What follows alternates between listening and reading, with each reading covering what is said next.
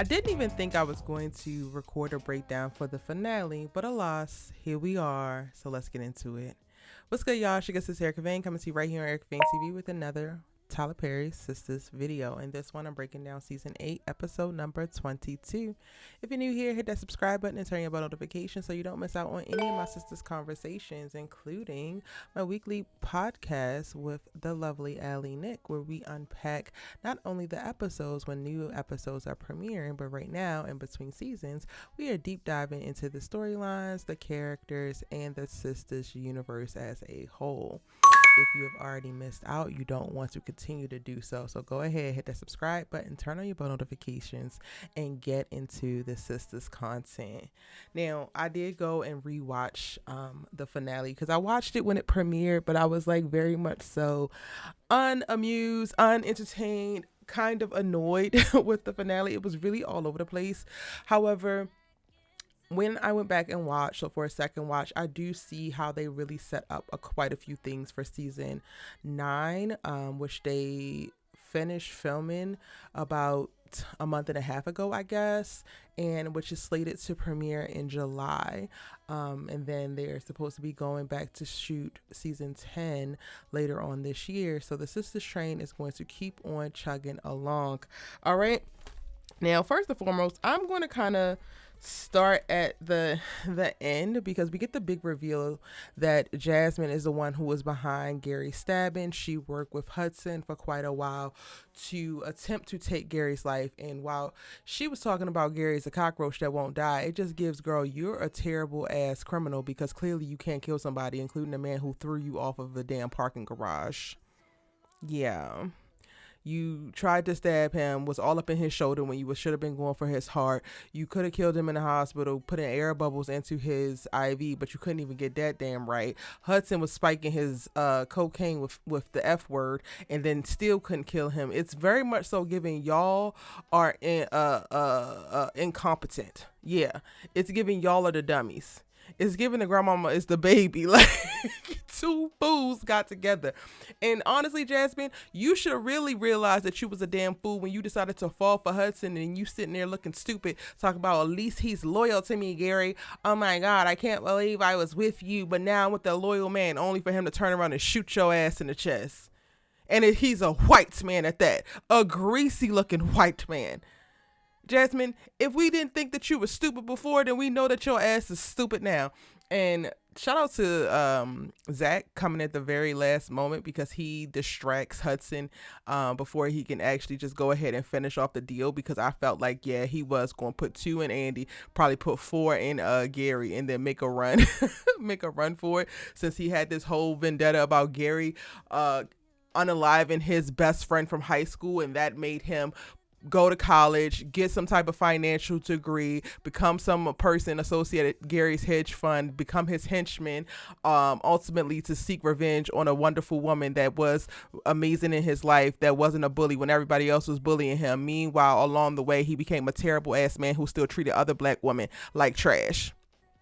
Y'all want me to believe that this boy created a vendetta for his whole life to avenge a black woman from high school, and yet and still he moves throughout life continuously disrespecting black women, including the black woman that he was quote unquote hunching on, had quote unquote fake found love with, and then shoots in the chest right in front of Gary Borders. Yeah, y'all was just in the writer's room just saying and said, oh yeah, we're gonna just do whatever because none of it tracks. The same man who quote unquote is avenging the best person that he has ever met, the only person that was nice to him, a black woman, moved through the rest of his life harming dozens of other black women, but is so affected by that one black woman. Yeah, it don't track. It don't actually make no sense. And honestly, I'm going to do a couple of other videos from thoughts that spurred from rewatching this finale.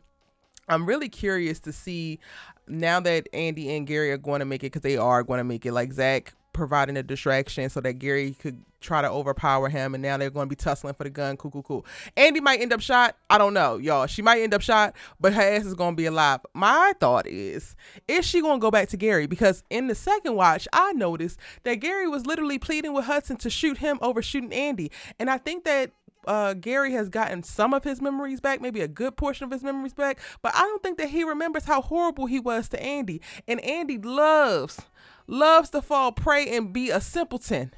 So I could totally see her seeing that as some type of beautiful act of romance, a grand gesture, if you will, have them trauma bonded back together, and next thing you know, we see them together. But I'm gonna make a whole video talking about how that could actually work, because I did not anticipate or expect for diabolical ass Gary Borders to be sitting there talking about something. If you want to shoot somebody, please shoot me, don't shoot Andi.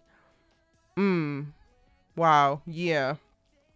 All right, now the rest of the episode. While that's going down, Karen is going into labor over the damn duplex, and I'm glad I rewatched it, because when I recalled before rewatching it, Karen going into labor, I was like, dang, she did say call Zach. Are they trying to allude to something? It's like, no, she said call the ambulance first and nobody was picking up. And I think that she said call Zach because she was at Zach's house and she's like, okay, I need to get to the hospital and he can drive. Aaron, she has no idea where he is. We don't know where he actually works and how close his job is to the actual duplex. So, like, everybody settle down. I know that was a conversation a little bit after the finale of, like, why is Karen telling Fatima to call Zach? When you rewatch it, that's what it seems like to me. It's 100% makes sense. The damn ambulance people wasn't picking up. Fatima's talking about something. Well, it is Atlanta. There's plenty of other fires, the scammers, and everything else. So then she said, call Zach. I just don't want her to have this damn baby at the duplex. Honestly, I want her out of the damn duplex. I wish Fatima would have took her ass over there with the papers to the salon to get them things signed, because why does Karen got to come into this damn house? I do not know, but alas, that's what went down. I also have a video about Karen and Fatima being friends, so check that out if you haven't already. I really kind of explored that conversation in a way that I haven't yet on the channel, and I really enjoyed making that video and like unpacking the thoughts around that. So if you want to, further discuss Karen and Fatima as women, but then also potentially as friends, that video is perfect for you. Now, also in this damn episode, we get to see Rich cheating on Sabrina. And yes, I'm saying he cheated on Sabrina. I know that Sabrina broke up with him earlier and said that they needed to see other people, but he was literally 2 hours outside of Sabrina's home, begging to be her man after he ignored her for weeks.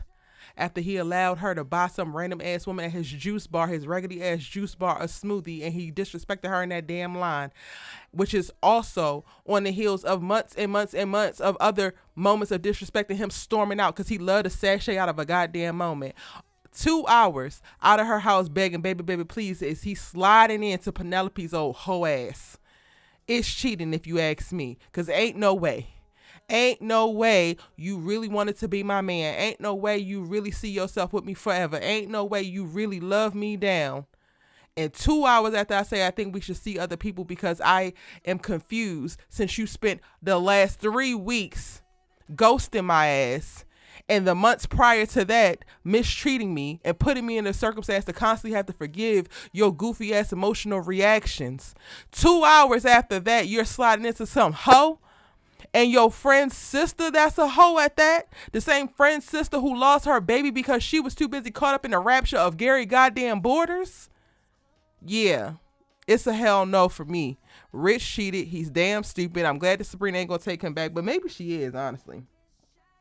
Who the hell knows? I got a couple videos talking about them too. Again, hit that subscribe button and turn your bell notifications, because I do have a couple of conversations to dive into when it comes to specific storylines and what I can see now that I am a couple months out of the premiere or the finale premiering and have a little bit more time as we anticipate season 9. Aside from that, Sabrina also started the episode off finishing the conversation with Calvin, which again, Rich just proves who he is as a jealous, raggedy ass man, because he didn't come in hot like we would anticipate, but he was still looking at Calvin all crazy and looking at Sabrina and like, oh, Calvin, really? Yes, Calvin, really don't matter who the hell I got up in here because you have been ignoring my goddamn calls and texts, sir. And on the second watch, y'all, I'm not even gonna hold you. I don't think that this is the last that we're gonna see of Calvin's ass, and I could totally see the spinning of the block happening, which I have a video to discuss that as well.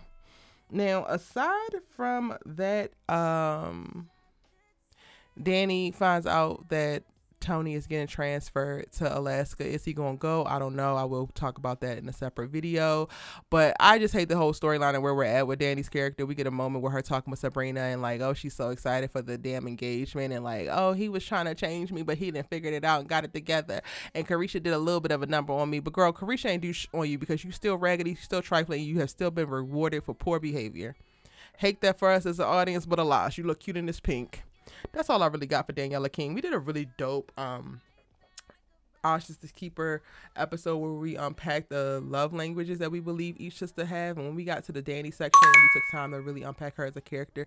And I would love for y'all to go check that out, because I think that we, talked about her in a way that we haven't before, and we really took time to try to analyze where she's at with the concept of love and how she receives love best, and a little bit of what we can parse out of like what she wants in romance. So again, get into that. We have an Our Sisters Keeper playlist right here on the channel, so if you miss any of those videos, they are right there for you to get into.